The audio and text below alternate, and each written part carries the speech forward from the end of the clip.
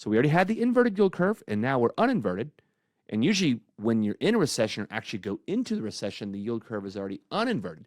So the flow of money, liquidity, it all matters. Expanding our money supply because the Fed has been restricted. I'm going to explain that. Credit card loans, car loans, those are short-term borrowing rates, and they are low right now. Microsoft and Google came out and said, we're not going to reduce our billions of dollars of spending.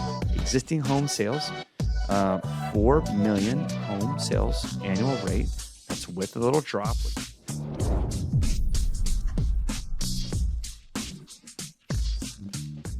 It's KP coming to you live from Corona, California, and I am talking about Jerome Powell. I feel he's sad these days, and I'm going to explain that. But before we get into all the stuff happening this week, it's almost midnight, and did you know, according to the Bowtie Economist, fall starts tomorrow. That's right. Elian Eisenberg said that it is not on September 22nd when we have our autumnal equinox. It is tomorrow when pumpkin spice latte is served at Starbucks.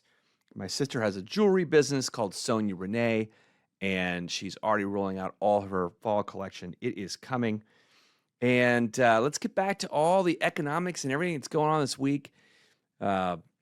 Pumpkin spice latte aside, new home sales came out today. Past month was revised up. Therefore, that prior revision in June made July look like it was down, but relatively flat. So lower rates cures a lot, right? And how low will they go? Another year-to-date low in interest rates after the Fed spoke. Chair Powell spoke in Jackson Hole last week, and it was seen broadly as dovish. A contrarian take here. Just takes a high inflation report next, Friday, when we get the personal consumption expenditure, and a good jobs report next Friday for the August jobs report. But my take is that PCE will probably come in, as expected, or maybe even a tenth higher, than expected. 0.2, 0.3, one of those kinds of things, depending on where they round up, all that kind of stuff. But labor over inflation, that's what we always hear. Logan Motorshami puts that out. And, if the jobs get weak and labor does soften again, and you get 2 months in a row, plus as the MBS highway team, Dan Habib today pointed out, we get another crack at revising the June jobs number, which I think now stands at like 19,000, something like that. Like 1 month was 14,000 and then 19,000 and then 70-something thousand.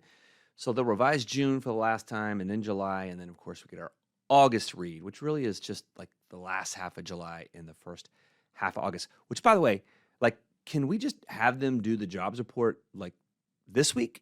Why does that have to be the first Friday, right? I know the head of the BLS was fired, and I don't want to get into, there's been a lot of firing going on in D.C. and around the political landscape, but let me take the other side of the coin on the BLS data. It's surveys, right? Really? Are we still sending out mailed out surveys? Let me just this. Can we not improve the data at all? Can we not improve the collection speed? Who gets it? Are there any repercussions for not answering it? I've read some articles. Yeah, they eventually get it right. You know why they get it right is because the states report back to the BLS and they give them information. On, the second week of September, we'll get all the QCEW, basically jobs data finalized through the end of last year and kind of getting into the beginning of this year. So it takes a while for us to have those big revisions. If you remember, there was 880,000 jobs revised down after all these first Friday of the month BLS jobs reports that come from the states when the states collect all the data. We're in an era where you can literally have some stuff delivered via drone the same day. Amazon is about to finally flex their muscles, with their Whole Foods purchase, and you're getting same day groceries from them. And, what a time to be alive. You can get pretty much anything you want. You can close a loan in 7 days, as long as the borrower decides to waive their right to the appraisal. And so, why is our data collection on this survey so slow? I get it. It's methodical, this and that. But the problem is the market is going to move Friday on the PCE report. It's going to move next Friday on the jobs report. And it's moving quickly in what's been based on, lagging data. And so I digress. Anyway, speaking of people being let go, I feel that Jay Powell, who I did actually look up, has blue eyes. He is, that song came up in my random playlist, and I said, that's it. I'm going to take a page out of the MBS Highway page book and playbook and play some music at the beginning. I have this whole production crew of one with crappy Plantronics and Logitech Brios and Shure mics and just ring light up here, and it's just me. So apologize if it's not as good as my boys over there and girls, ladies, women and gentlemen. Apologize out there, Courtney. I didn't mean to say girls. But I just, I feel like, he's a sad man. He's got dissenting voters that are not leaving. He had a board member resign to take a professor job. And as of this morning, I don't know if it's legally going to hold up, but Fed voting member Lisa Cook was removed from office, fired, terminated for mortgage fraud. I was sitting there thinking like, okay, I've lived in like Austin, Chicago, Tampa, Fort Lauderdale, and now, Newport Beach. I'm like, okay, when did I sign my documents? Was it a primary residence? Did I ever say it was a primary residence? Was it? No. So I went back and I'm good, right? We're doing the right thing. But, geez, like I'm just a mortgage schlep. That's the freaking Fed governor getting fired. So poor Jay Powell is so torn, right? His last foray as the chair in Jackson Hole, Wyoming, which looks beautiful in the summer. And his team and his consensus on his board is not there. And so I feel like, the bond market is spoken and he needs to cut. And I think they're going to cut, assuming these data points kind of come in line. There's nothing more deflationary than when your income goes to zero, okay? And so are we facing demand destruction? A recession is usually led by a labor-induced, recession, right? So we already had the inverted yield curve, and now we're uninverted. And usually when you're in a recession or actually go into the recession, the yield curve is already uninverted. So the flow of money, liquidity, it all matters. If demand comes down, then tariffs will end up being mostly a one-time increase. But if people don't have the money to pay for those increases, you have low GDP, you have firings, and that cycle tends to feed on itself, and that's not good. And we all know what's going on in the streets. We talk about it, we read about it, we know about it. And if they want to engineer a soft landing at the Fed, they are going to have to pump liquidity into the system before labor gets away from them and they can't pull it back. There are some other things that they can do. It's not just about Fed rate cuts. They're still doing quantitative tightening. No one talks about it. They could just stop that. They have reduced it significantly, but they could symbolically say, hey, we're done tightening. No more balance sheet runoff.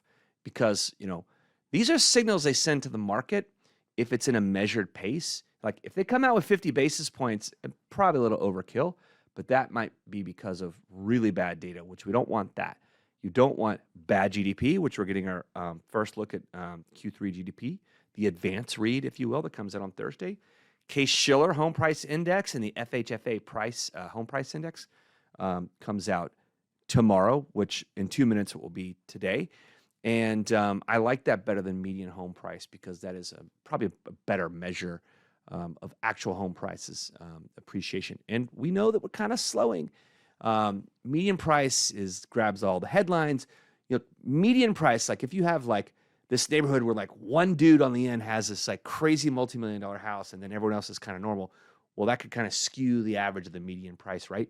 If you have lots and lots and lots of really expensive stuff, that median price keeps rising because home prices keep rising. And we know that portfolio loans are jumbo loans, and they are really impacted directly by the Fed funds rate. So I think the median home price can catch a break as the Fed rate cuts, but it's not a good barometer of what's really happening.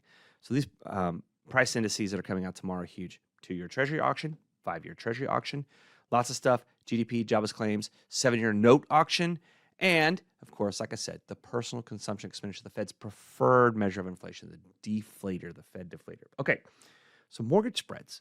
I hear a lot of talk about it, and no one really like gets into the meat of it. I will tell you, it's extremely complicated. There are a lot of factors, and I'm not going to go through like the 10 pages that I read when I grokked it, GROK, when it's like a large language model. But you can do whatever large language model that you like and check it out. But prepay speeds is a big part of it. So mortgage spreads have widened over the years. We had an inverted yield curve between the 10 and 2. And then as that uninverted, mortgage spreads got better. When there was volatility in the Treasury and mortgage-backed security market, that widened the spread, which makes interest rates generally higher. And when there's less volatility, there's more certainty, those spreads will come down. If the Fed is going to cut, that's going to be more certainty. Don't forget, September 17th, they're going to put out a dot plot, the summary of economic projections. My guess is there'll be a little horse trade there. I think they will probably raise up where they think neutral will be because they're still worried about inflation. Chair Powell just said last Friday he doesn't think we're highly restrictive. I think most people who are struggling do think that interest rates on their credit cards are highly restrictive, and car loans are highly restrictive. And if you've had a mortgage the last couple of years and your taxes keep going up and your insurance keeps going up, then you probably think that rates are restrictive, or you're being restricted, not because the rate that you set in at 7%, but because you aren't able to refinance when you thought you were dating the rate. I looked at my trim notice on my property I bought in Fort Lauderdale in 2004, and every little line item, like, this fund for this school and this thing for this fire department. By the way, I don't even live there anymore. I haven't lived there in 9 years, but I was in there for 12 years. And, it's just like every little agency around the country, local, state, federal, they're just grabbing little pieces of money. I mean, my taxes are going up $2,000 on that property. I bought it in 2004. I have it on an arm. The rate is luckily coming down as the Fed keeps cutting and the SOFR rate keeps coming down. But if you were a new person to try and buy that house now, it's too much. And, for the average consumer, I bought it, 21 years ago. And I joke all the time about Newport Beach. I'm glad I bought 9 years ago. It's getting out of hand. And it's not just home prices and rates. It is the local taxing authority. What do they spend it on? Who's going to doge them for all their costs? Everyone's got their hand in our pockets. And I'm telling you, the wealth gap and home ownership gap is not going to improve unless we get drastically lower rates. And unfortunately, when you get lower rates, the people with money, boomers, and people who are savvy are going to come in and buy the supply housing. And, supply is kind of coming in balance with demand, and home prices are kind of flat. But that could get out of whack again if interest rates come down too much or too fast. So engineering a soft landing is going to be a big deal. Will we get a peace dividend? Will Russia and Ukraine bury the hatch? Who knows? That is good for markets and the flow of money. Speaking of markets, I'm not a financial advisor. I'm not responsible for your losses, only your profits. 95% of the S&P is 83% has already reported their earnings for Q2. 83% are beating earnings estimates.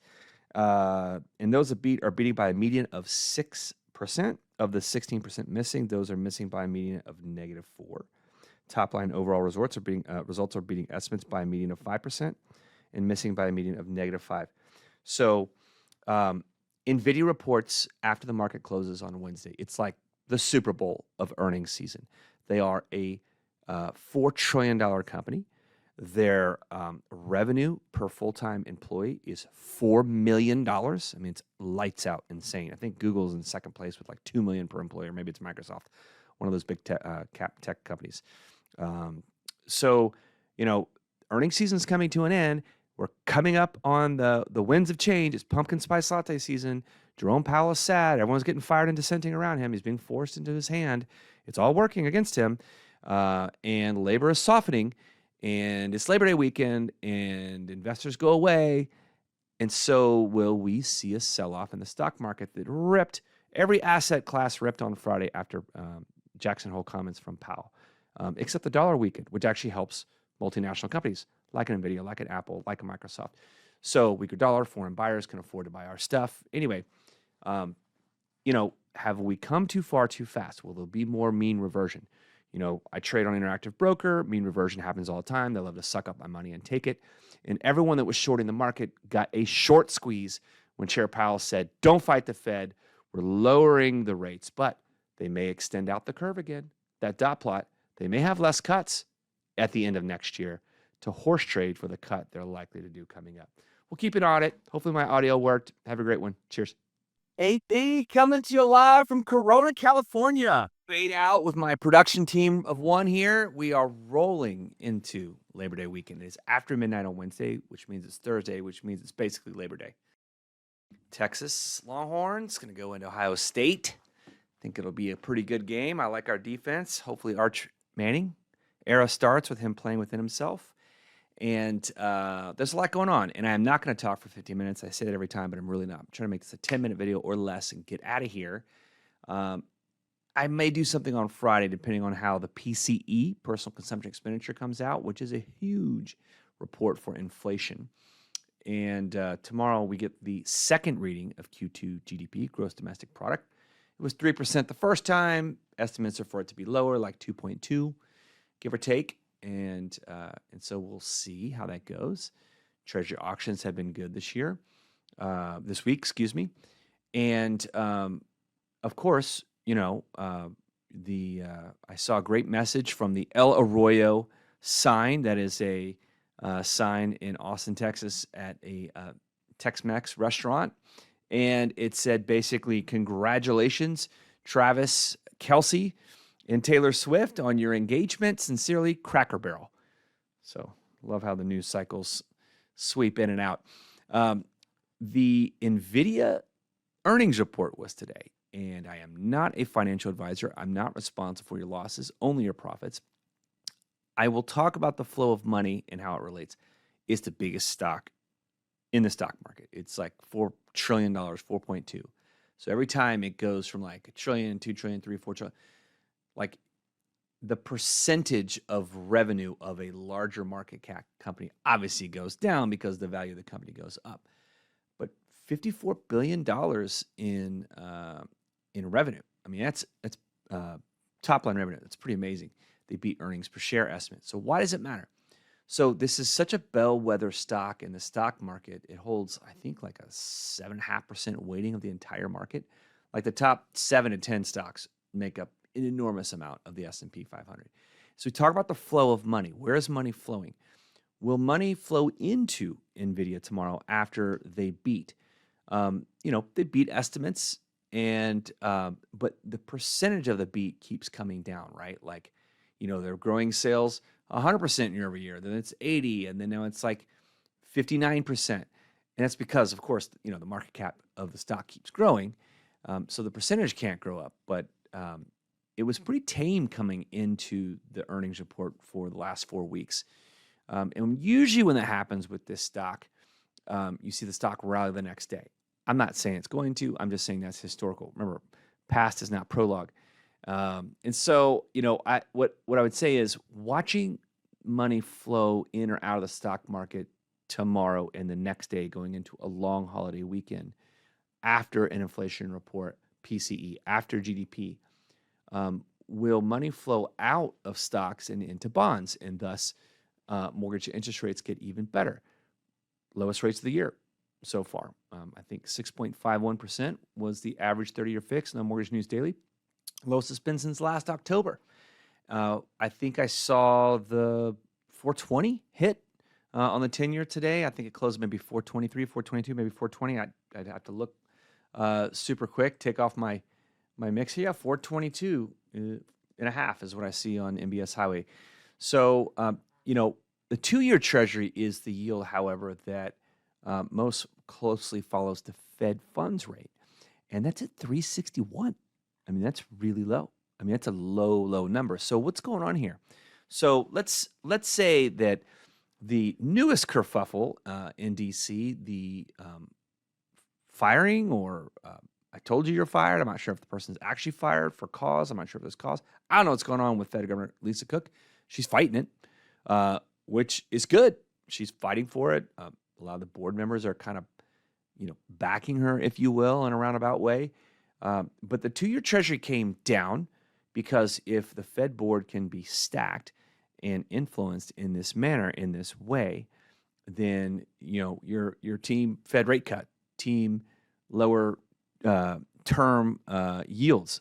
So you've seen the 2-year Treasury come down, not necessarily on poor economic news, but the fact that the Fed board could be stacked and be more dovish. And so, how is firing one governor such a big deal? There's 7 members that basically say who the governors are going to be next year. And if 4 of these 7 voting members vote, in February for a more dovish set of voting members and board members and the 19 members, then that's why the 2-year Treasury would go down, because they're anticipating not only a cut in September, but more to come. But obviously the independence of the Fed board is being challenged somewhat. But my gut tells me that long term, the Fed board will get their hand forced with either lower jobs or rising inflation or both, and have to make a call either way. And I'm not sure how much this influence will last. Anyway, I digress. 2-year Treasuries down, 30-year rate actually went up. That's kind of a big deal. If inflation is going to be sticky and stick around and be more embedded, then the bondinistas, which are making these moves and controlling the bond market, they have actually a lot more say. I mean, if you think about it, they really have more say than the Fed rate cuts. They kind of get out in front of the Fed rate cuts. This time a year ago, we got a September 18th rate cut of 50 basis points. This time in September 17th, we're likely to get a 25 basis point rate cut, unless jobs get really weak. And if jobs get weak yet again with more revisions in June and July, plus a week August, then you could see labor being viewed as more of the thing that the Fed is looking at, as opposed to inflation, which is clearly closer to 3% than 2%. So enough of that. We talk about it a lot. Home price appreciation, it's still appreciating. We got the June numbers for Case-Shiller, which was 1.9% in June year over year. So I read something, it was very interesting, and it was an article I read. The concern in the Case-Shiller index is that home prices are not outpacing inflation, which is the first time in years that has been the case. So it's not keeping pace with broader inflation.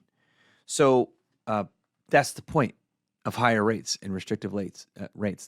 And that is literally the point of the Fed keeping rates high. They have been crushing our industry. There's only so many things they can crush with higher for longer interest rates. And it's finally starting to show up in the data for home price appreciation, which, of course, if the Fed's data dependent, and we know this data is kind of lagging, right? There's still owner's equivalent rent, and we know what true inflation data shows. Our friends at NBSI, we talk about it all the time. The Fed is kind of using old data. We know that jobs data lags as well, like these revisions. Eventually they're right, yeah. But if you remember a year ago when they did a 50 basis point cut, and then in October, there was like a 250,000 job increase month. We haven't sniffed that all year, by the way. But then in November, when the QCEW, and then the following year when those numbers got revised back, the number was way less than 250. So, everyone keeps saying, well, the last time the Fed cut, rates went up. Well, that's because the jobs were strong. But then they were revised down later. So in the moment when they were strong, they weren't really strong because the data is weak and faulty. And on a freaking written survey that nobody, like it used to be 90% completion rate, now it's only 60% completion rate, and they take too long. And so the point about finding a way to get more real-time data, I mean, look at ICE Mortgage Technology. They have incredible real-time data. Look at Cotality, incredible real-time data. We have so much data. Like data's the new oil and da-da-da, I hear all that stuff. How come we can't get that in the jobs market? I mean, it's got to be a better way. There's got to be some progress to be made for some change. I digress. Anyway, as we look at GDP read, you're kind of looking at, is the economy slowing? And it's another thing that could force the Fed's hand to cut rates. I hear the employment rate's not changing. It's 4.2%. Yeah, because people aren't entering the workforce because of immigration at the border has been stopped all year. Crazy stat I read last week. 1.4 million immigrants have left the U.S. amid President Trump's crackdown. It's the first time America's immigration population has fallen in decades. So you could have a lot of jobs lost, but then if there aren't more jobs being gained because, people are leaving. Labor supply is leaving because immigrants, 1.4 million people are out of here. That's part of the labor pool. So the unemployment rate could just stay steady. Both sides are moving, right?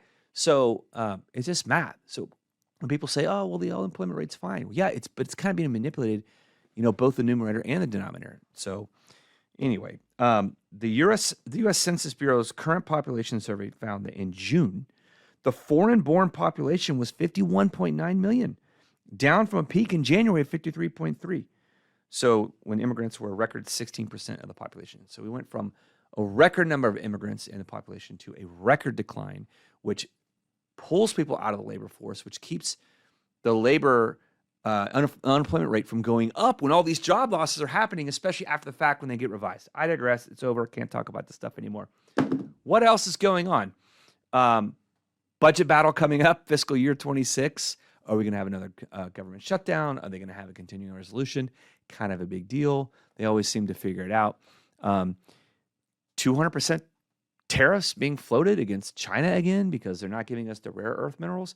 I mean, we need magnets and we need rare earth minerals for many things, whether it's EVs, electric vehicles, or whatever. I know most people don't care about electric vehicles yet, although there will be a day when people are like, "Ew, you drive?" People like that one.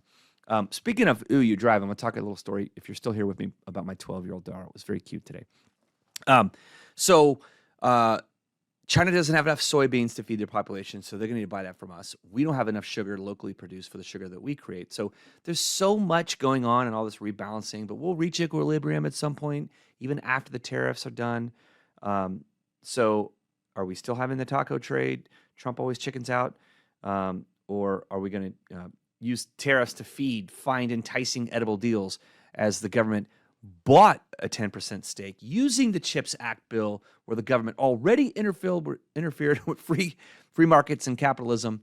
I like the CHIPS Act, but if there's no teeth in it to make Intel, when they take billions of dollars from us taxpayer money, that everyone blames it on Biden, but it was approved by Congress. So how do we make sure that we make good on our taxpayer money going to Intel and all these other companies in the CHIPS Act? Well, the government's going to take a non-voting, no governance 10% stake by using that equity. So they got a stake. So now the American people, we are owners of Intel. Congratulations. I hope their chips can keep up with NVIDIA that crushed it today and continues to crush it and set the pace. And we will watch all these happenings in the world. My 12-year-old daughter wants an e-bike. She doesn't want the Super 73, the $5,000 one. I ain't doing that.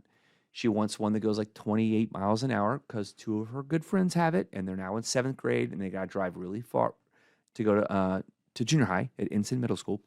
So I'm going to ride with her in the morning. In like 7 hours, I'm going to be on a bicycle. Still got to drive home 35 minutes and brush my teeth and go to bed. After hopefully this video posts and I don't have any audio issues, don't have to redo it again. We're at 13 minutes, lucky number. She had a PowerPoint presentation. She shot me a Zoom link, and she presented to me why I should have an e-bike. It was very cute. I will be safe. I won't be bothering you for rides. I will look both ways. I will stop at stop signs. She said all the right things. So I am going to inspect what I expect, and I am going to ride her new bike path that she has started last Monday to her middle school tomorrow to make sure that she does everything the way I want her to, and that she's safe, and that we're avoiding traffic. And it scares me to death. She's going to pay for it with her own money from babysitting. She got $600. I told her, suggested to sell her old iPad and sell her old manual bicycle, God forbid, and raise some more money. And then how is she going to monetize that bike to make more money? Is she going to do more babysitting? Is she going to do more jobs? It was very cute. And she had a very good, convincing argument. I said it was neither a no or a yes at this point. My wife had already had the pitch to her. She said, ask your father. I didn't say ask your mother. We're going to work it out. We got time. This is kind of a Christmas present. So we pulling through Christmas presents. I told her I need 10 header goals from her in select soccer this year, which will consume my Labor Day weekend as I watch the Longhorns at 9 a.m. Pacific time take on and beat Ohio State. Hook 'em.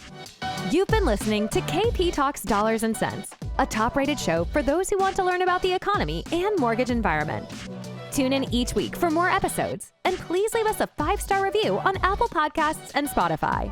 Kevin Perenio does not render or offer to render personalized investment or tax advice through KP Talks Dollars and Cents. The information provided is for informational purposes only and does not constitute financial, tax, investment, or legal advice. For more info, follow KP Talks Dollars and Cents on all of our social channels.